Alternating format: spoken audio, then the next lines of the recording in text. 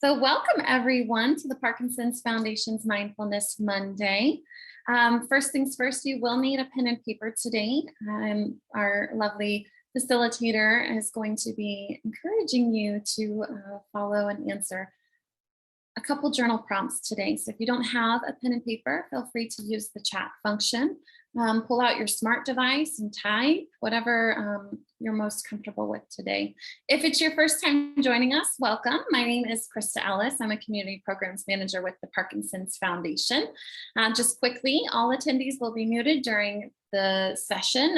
Feel free to submit questions or comments using the chat function. You'll see in a while that we do like to communicate with one another through the chat. So don't hesitate to share comments, thoughts, feelings in the chat. You'll also see that we really like to see each other. So if you're comfortable and have the ability to, feel free to join us by video. Our next live English session will be on June 27th with Dr. Taylor Rush. So that's 2 weeks from now. Good. I also wanted to share with you guys that I am tuning in today from the Chicago area. Anybody in Chicago or nearby?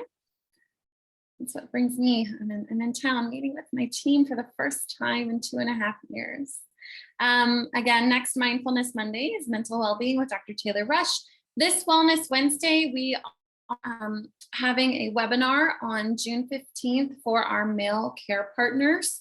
And anyone who's interested in learning about some of the differences or challenges or just unique kind of approaches to what it means to be a male care partner.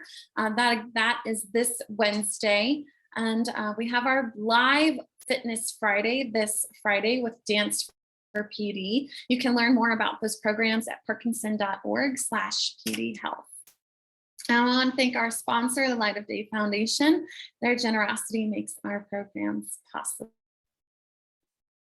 If you're here for the first time and haven't been referred to our website at this point, we do have a very comprehensive webpage, parkinson.org, that has all kinds of content material written by experts in the Parkinson's arena. So please do use our website for your references or questions. We also have a helpline, bilingual helpline staffed by Parkinson's specialists at 1-800-4PD info. If you prefer to type or write or email, you can email us at helpline@parkinson.org. And joining us today for our program on transforming anxiety into joy and passion is the lovely Jacqueline Fitch. She is a 500-hour certified yoga instructor who focuses on energy medicine yoga and is joining us from the Retreat Center of Maryland, who is a Parkinson's Foundation community grant recipient. I'd like to welcome our facilitator, Jacqueline, and she'll kick us off with today's session. Thanks, Jacqueline. Thank you, Krista. So good to see everybody today. Welcome. Let's see, hold on. Just gonna minimize you and then pull up my notes and we'll get started. Okay, today, so great to be with you. And our subject is transforming anxiety into joy and inspiration.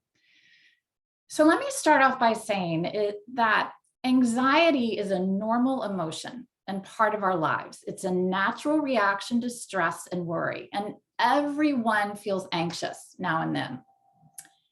It's important to know that it's your brain's way of reacting to stress and possibly alerting you of potential danger ahead.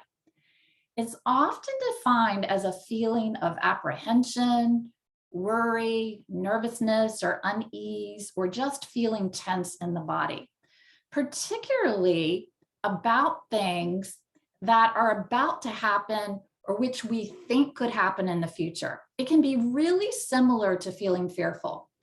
It's a natural human response when we feel that we are under threat. And it can be experienced through our thoughts, our feelings, and physical sensations in the body. And many of us worry about things such as money or family problems, and we can easily get overwhelmed and feel out of control with all the commitments and demands placed on our time. And then there's the anxiety and overwhelm that we experience when navigating our health challenges, Parkinson's disease, for sure. But I want you to know that both anxiety and fear can prevent us from living our life. I want everyone to know this, that these emotions can prevent us from living our life to the fullest and thriving physically and emotionally. But here's a disclaimer.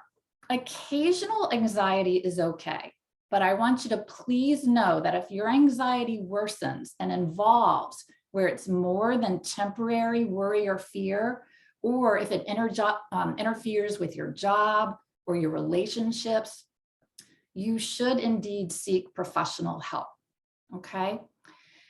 I want you to remember, as we've discussed in previous sessions, that our emotions they're necessary, they're informative, they're instructive, and they can become a source of wisdom and strength for us. And acknowledging them so we can act rather than react. They give us information. In the world of energy medicine yoga, we define emotions as energy in motion. So anxiety can make us feel closed off and powerless, and that's because that energy can get blocked in the physical body. So let your emotions be your teacher. Try to name the emotion so you can identify it when it arises and can take necessary action. And it can take a variety of forms and affect people in all different ways. Symptoms could include increased blood pressure and heart rate.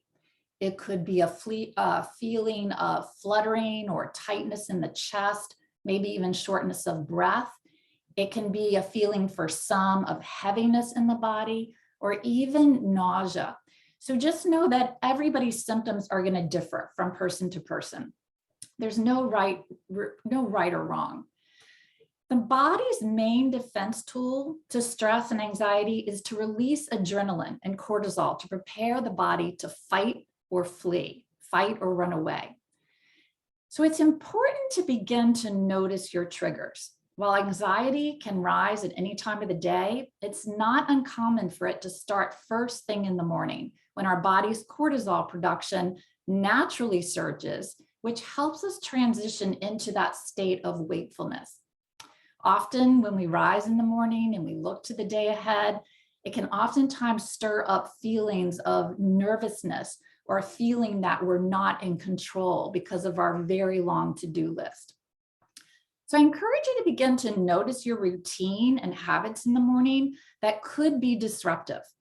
Many of us begin our day by checking our phones, listening to the news, which can exacerbate these feelings of anxiousness.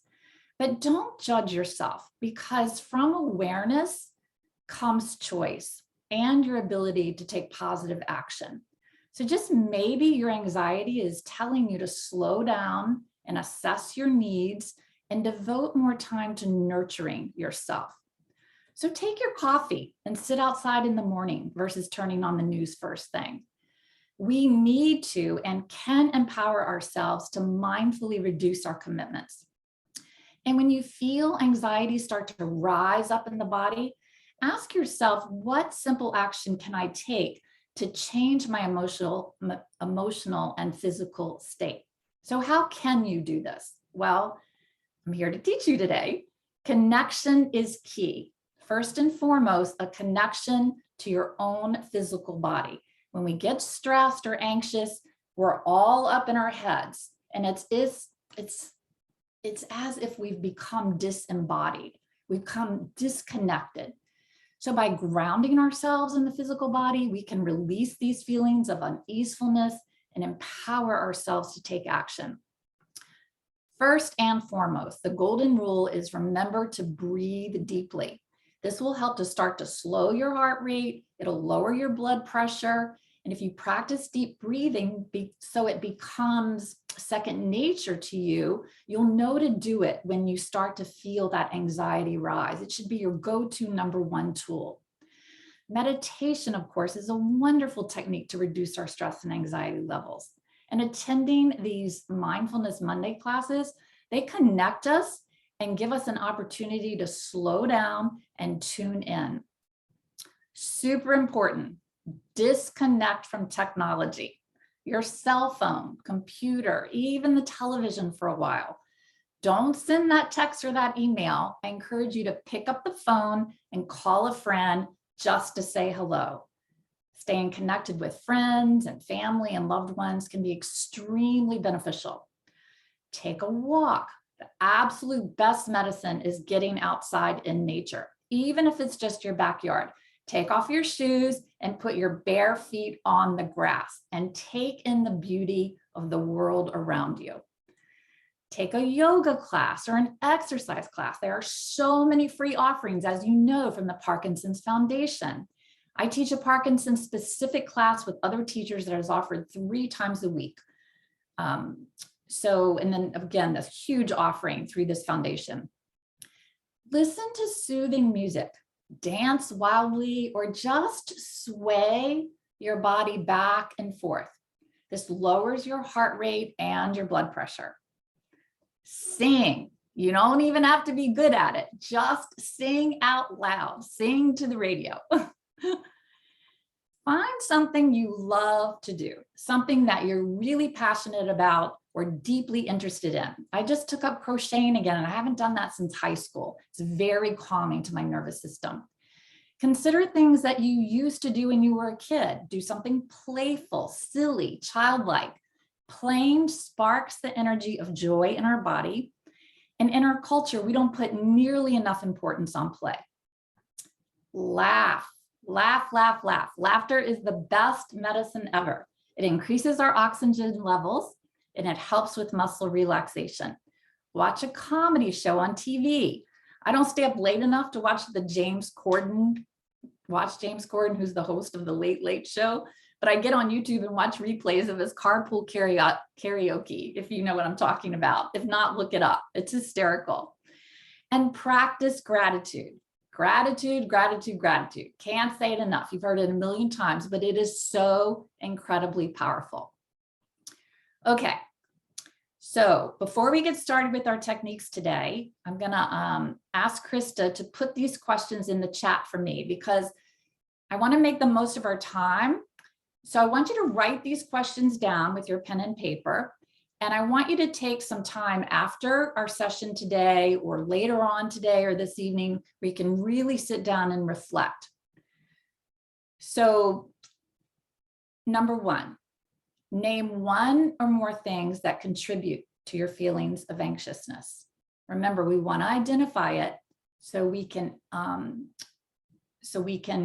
take action to solve it. Number 2, how does your anxiety show up in your body? Where do you feel it physically?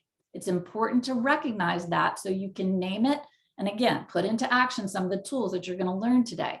And the last journal prompt is what's one positive thing, one simple action that you can take each day to calm your body and mind. So pick out a favorite one that we're going to do today, experiment, try others, remember to breathe deeply, but I really want you to take some time with these questions. Okay, let's do a little practice. When you do these physical practices, you can transform the physical sensations of anxiety and calm the body's fight or flight response, which is going to boost your immune system, it's going to ground you, and it's going to give you a sense of easefulness in the body.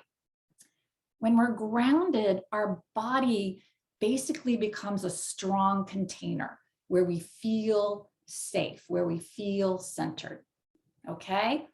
All right, let's get started. Take a nice, comfortable seat where you are. Sit up nice and tall so you can lengthen the spine. And as always, we're going to begin by covering the eyes, palming the eyes. So we're going to rub our hands vigorously together to generate some heat. And we're going to cup the eyes. So you're not going to press your hands onto the eyeballs. Eyes can be open or closed. I ask that you relax the shoulders away from the ears. Thumbs are lightly resting on your temples, and your fingers are draped into the hairline. And we're going to exhale with the HA sound today. So I encourage you to breathe in deeply through the nose and exhale with an HA.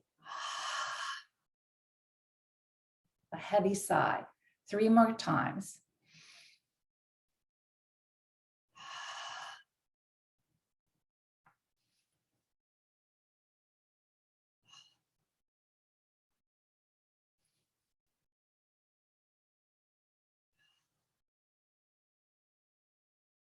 And then take your fingertips and gently place them over the eyelids. Inhale, and on the exhale, just gently flutter those fingertips across the eyes. Let's do that twice more. Inhaling and exhaling. And again. Just because it feels really good. And then take your fingers and just massage the temples. And then as if you were just pulling your hair behind your ears, just trace behind your ears, draw your fingers down the sides of the neck, and then give your shoulders a little squeeze. Give yourself a little shoulder massage. And then draw the hands to rest directly over the center of your chest, right over the sternum. There's a very powerful acupressure point here. It's called Sea of Tranquility. This point helps to calm the mind, relax the body. It opens up your chest. It relaxes the diaphragm, regulates the blood vessels and our circulation, and most importantly, nourishes your heart. Eyes can be open or closed, whatever feels comfortable to you. But breathe deeply in through the nose, into that space behind the heart, and feel the heart swell. And on the exhale, let that breath wash over the entire body. Twice more. Inhaling deeply and exhaling fully. Follow the rhythm of your breath.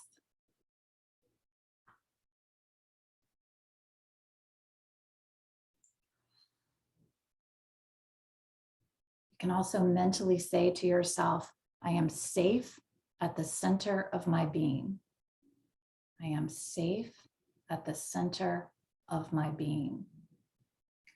Then just begin to circle the heart. One hand, both hands, either hand, it doesn't matter.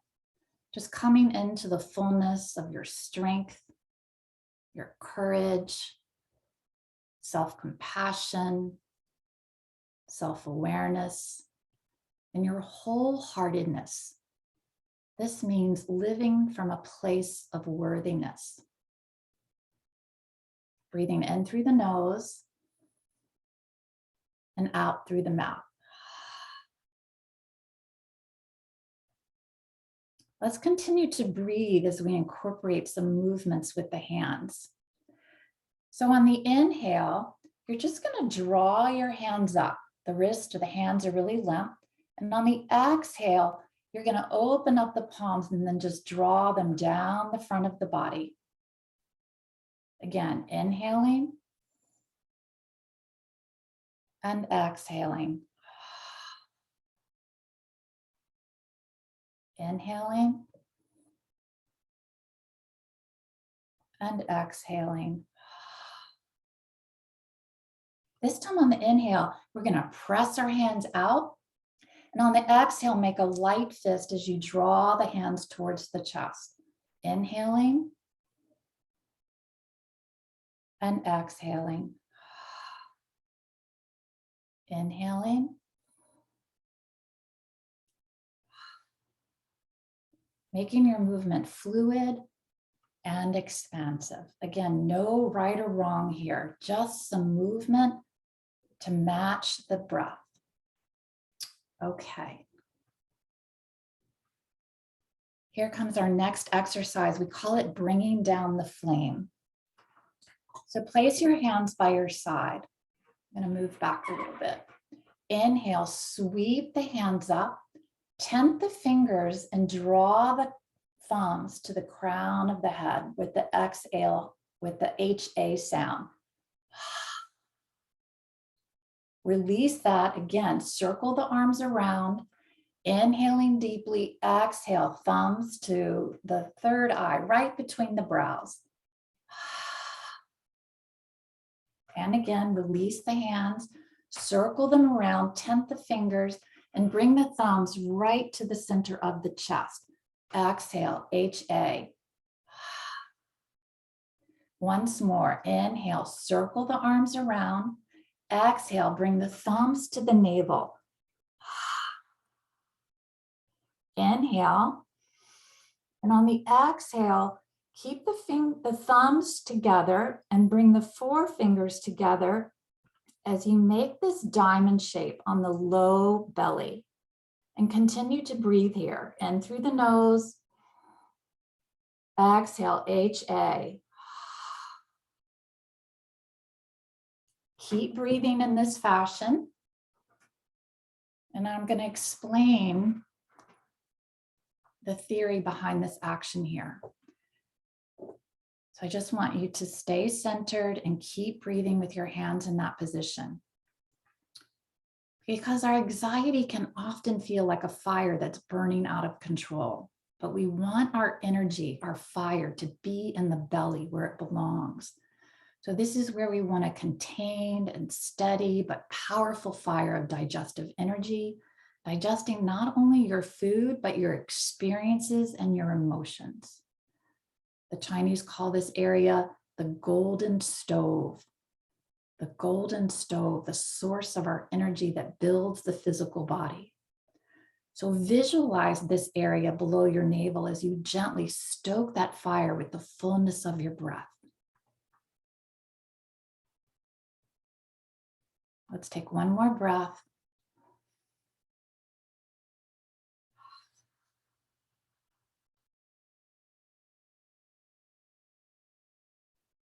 All right, and release the hands. Now, place your hands on your thighs with your fingers spread wide. Become very aware of your feet on the ground as I lead you through a short meditation that encourages you once again to get out of your head and drop into your physical body. So eyes can be open or closed, whatever is comfortable to you. Imagine that you have this interior elevator and it's resting on the top floor of your body at the very top of your brain. Draw a deep breath in through the nose. And as you mentally press the down arrow button on your elevator, and with a long, steady exhale, slowly lower your awareness to rest right behind the eyes. Take a centering breath here as you consciously soften the space between the brows and soften the outer corners of the eyes.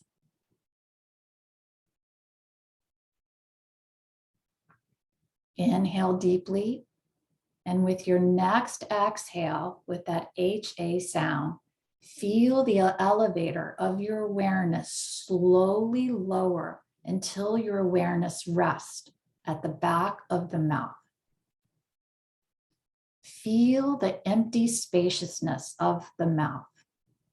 The tongue is relaxed on the floor of the mouth, and the lower jaw is unhinged. Breathing in and breathing out. Inhale, pressing that imaginary down button. Exhale and feel the level of your awareness lower to rest at the throat center. Feel the shoulders heavy as they fall away from the ears, as the back of the neck grows long. Feel the throat open and spacious. And take a centering breath here. In through the nose and sigh it out. Inhale as you press the down arrow button again. Exhaling, and the elevator of your awareness lowers until it comes to a stop at the heart center. Breathe here. Breathe in self-love and self-compassion. Exhaling, feeling a sense of inner peace. Breathing in and breathing out. Inhale again. Press the down button. Exhale as you draw your awareness down to rest at your solar plexus, just below the endpoint of your breastbone. You can place both hands here. Take several mindful breaths as you breathe into your core center. Sense the expansion and contraction of your diaphragm. Now inhale, and on the exhale, lower your awareness to rest in the low belly. Place both of your hands over the low belly. Inhale, feel the belly rise. Exhale, belly falls. Take a few centering breaths here.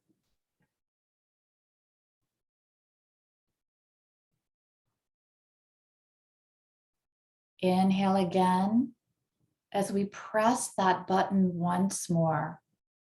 And with your next exhale, the elevator of your awareness slowly lowers all the way down to the bottom floor, where it rests at the base of the spine, at your root. Breathing in and out. Know that you are safe and grounded, tethered to the earth. Silently say to yourself, I am always safe at the center of my being. Now, step out of the elevator and notice how you feel.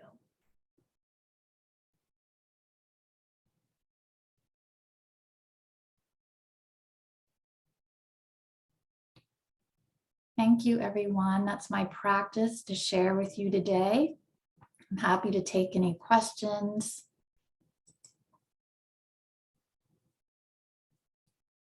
Thanks, Jacqueline. You're welcome. I feel better. I do too.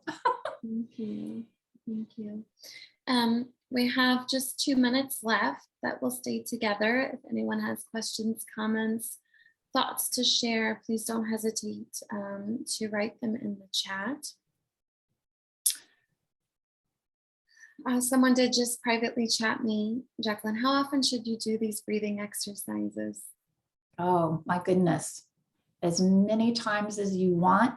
It's a beautiful way to start your morning. Take that cup of coffee or your hot beverage, go outside, put your bare feet in the grass, and you can do that beautiful exercise here of bringing down the flame. It's super grounding. But whenever you might feel that stir of anxiety, whatever that symptom is for you, and don't say, oh my gosh, I can't remember it exactly. There's no right or wrong. The most important thing you can do is just breathe deeply, move your body in any way, anything that you remember from our time together, or just come up with your own beautiful movement. You can just sway your body back and forth in silence or to your favorite song, just so remember that you have the answers. You just listen, tune in, and see what bubbles up, because there is no wrong.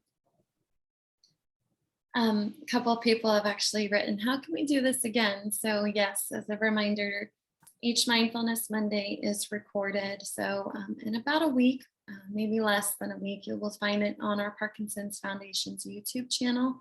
We have a playlist dedicated to Mindfulness Mondays, and Jacqueline is featured multiple times, sharing her knowledge with us in mindfulness with Parkinson's disease. I took some time to create a slide with those journal prompts. So as we close, I'm just going to share my screen and you guys can see the journal prompts if you didn't quite get to write them down. Here they are for you. And just a reminder that our next session will be on June 27th. I want to thank Jacqueline for sharing her time with us today and for helping guide us to a more calmer state of mind and in body. So thank you, Jacqueline. Appreciate you so very much. Thank you. Again, Jacqueline does teach yoga for Parkinson's disease at the, can you correct me, Jacqueline, the From Retreat the Center of Maryland? From the Retreat Center of Maryland. Yes. And they are listed on our Parkinson's Foundation website as a community grant recipient. So if you're interested in connecting with her, she does teach virtually. So anywhere in the world you can